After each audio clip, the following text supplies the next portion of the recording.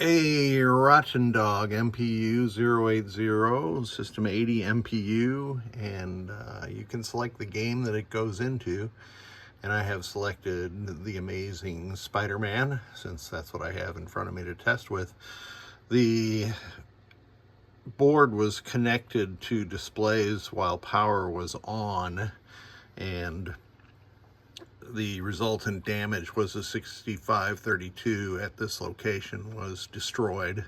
Now, I had moved 6532s around. This is a replacement 6532 from my NOS stock. So let's put it into test. If I can crane it around here. I'm going to skip directly to lamp test. And you'll hear, maybe not, but I can hear 3 relays clicking twice each. That's the coin lockout one now. And then it starts turning on all the lamps on the playfield. So we know that part of the board is working fine. And now the next part is solenoid test.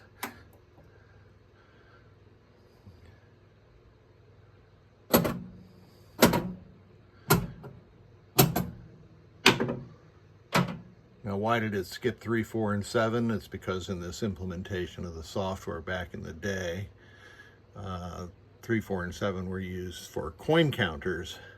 And during tests, they didn't want to increment the coin counters. So test 18 is switch test. So I'm going to go across the diagonal of the switch matrix and make sure all of those are still working, which is a typical failure on a Gottlieb board. Now, I'm not going to do 77. I'll do row 7 and column 7. 77 on Spider-Man ROMs stops the test.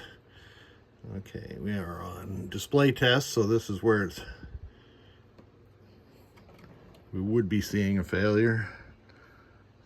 All right, I can't get back far enough to see all this. The ones are critical, since the ones are generated differently on the MPU board than every other display digit, but you can see that this display test is working perfectly fine now. It was 3, 4. Got a 7-digit display installed here.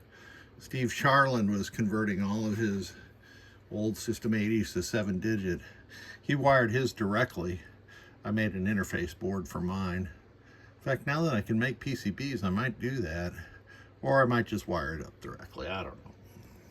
The next test is, well, it skips back to lamp test if you don't go quick enough. But let me get up to 20.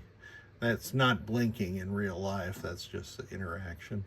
So that's normal. See, in the 99, that means the memory, the RAM, and the game proms are okay. So this board is good to go.